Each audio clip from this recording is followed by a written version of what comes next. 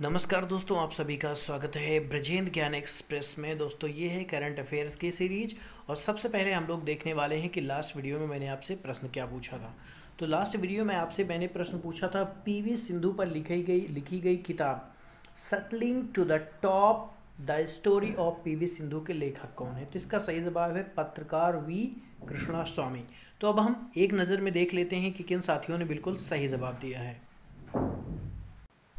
तो आप यहाँ पर देख पा रहे होंगे भाई, हेमा नंदवानी जी ने बिल्कुल सही जवाब दिया है, मोनिका शेखावत जी ने सही जवाब दिया है, रुचि धनगर, नीलू यादव।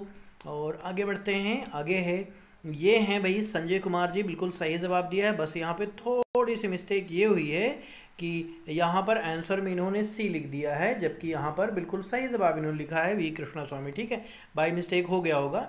तो इनका तो भाई कमेंट बिल्कुल पढ़ने के काबिल होता है, यहाँ पर पूरा डिस्क्रिप्शन में दे देते हैं अच्छे से। चलिए फिलहाल आगे बढ़ते हैं चूँकि समय ज़्यादा लग जाएगा।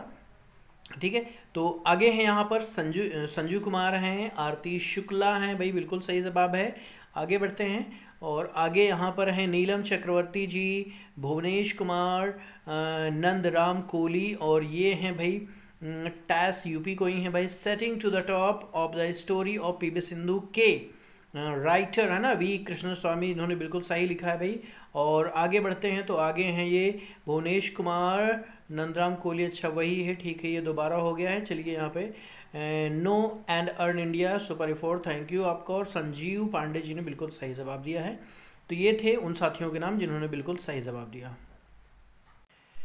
चलिए अब हम आज के प्रश्नों को देखते हैं। तो पहला प्रश्न यहाँ पर आपके सामने भाई, केंद्रीय मंत्रिमंडल ने हाल ही में किस अधिनियम में संशोधन के लिए अध्यादेश की मंजूरी दी। तो ये है भाई महामारी रोग अधिनियम 1897, ठीक, 1894। अब आप जानते हैं कि संशोधन की नौबत क्यों आई, ठीक है, कोविड-19। अगला है हाल ही में, ठीक है, हाल ही में किस राज्य सरकार ने एप्थमित्रा है ना ऐप को लॉन्च किया। तो ये है कर्नाटक सरकार ने लॉन्च किया है। अब नोट में आप देख पाएंगे यहाँ पे लिखा है इस ऐप का उद्देश्य कोरोना चिकित्सा पर सहायता और परामर्श प्रदान करना है। ठीक, चलिए तीसरा आपका प्रश्न है, हाल ही में कब राष्ट्रीय पंचायत राज दिवस मनाया गया। तो ये मनाया गया 24 अप्रैल को। कब मनाया गया? 24 अप्रैल को मनाया गया। अब नोट में यहाँ पे आप देख पा रहे हैं कि 24 अप्रैल को शांति के लिए बहुपक्षीयता एवं कूटनीति हेतु अंतर्राष्ट्रीय दिवस भी मनाया जाता है। ठीक, चौथा आपका प्रश्न है वर्ल्ड गेम्स 2021 अब कब होगा। तो देखिए अब ये होगा 2022 में। अब क्यों आगे बढ़ा आप जानते हैं, वजह है कोरोना। नोट में यहाँ पर देख लीजिए आप, पहले यह वर्ल्ड गेम्स होना था कब? जुलाई 2021 में। अब ये होगा 7 जुलाई से 17 जुलाई के बीच 2022 में आयोजित किया जाएगा। पांचवा प्रश्न है आपका विश्व पुस्तक दिवस, ठीक, कब? 23 अप्रैल के अवसर पर किस अभियान को शुरू किया गया। तो ये भाई माई बुक माई फ्रेंड, ठीक है, ये एक अभियान है, इसको शुरू किया गया है। इसका मकसद ये है कि लोग लॉकडाउन के दौरान बुकों को पढ़ें और जो बुक उनको अच्छी लगे वो लोगों को शेयर भी करें। नोट में आप देखिएगा ये अभियान शुरू किसके द्वारा किया गया। तो केंद्रीय मानव संसाधन विकास मंत्री रमेश पोखरियाल निशंक जी के द्वारा ये अभियान शुरू किया गया। छठवां आपका प्रश्न है, भारत की पहली कोविड-19 नमूना संग्रह मोबाइल लैब का शुभारंभ किसने किया। तो ये किया गया रक्षा मंत्री राजनाथ सिंह द्वारा। ठीक है, अब नोट में आप देख पा रहे होंगे लैब का नाम क्या है। ठीक है, तो लैब का नाम है मोबाइल BSL 3 VRDL लैब। ठीक, तो ये नाम दिया गया है इस नमूना संग्रह मोबाइल लैब का। सातवां आपका प्रश्न है, हाल ही में विश्व मलेरिया दिवस कब मनाया गया। तो देखिए भाई विश्व मलेरिया दिवस ये मनाया गया 25 अप्रैल को। मलेरिया दिवस कब मनाया गया? 25 अप्रैल को मलेरिया। ठीक, मलेरिया। अब देखिए थीम की बात करें तो इसकी थीम थी zero malaria starts with me, मतलब मुझसे शुरुआत होता है जीरो मलेरिया, अर्थात मलेरिया ना रहे, है ना।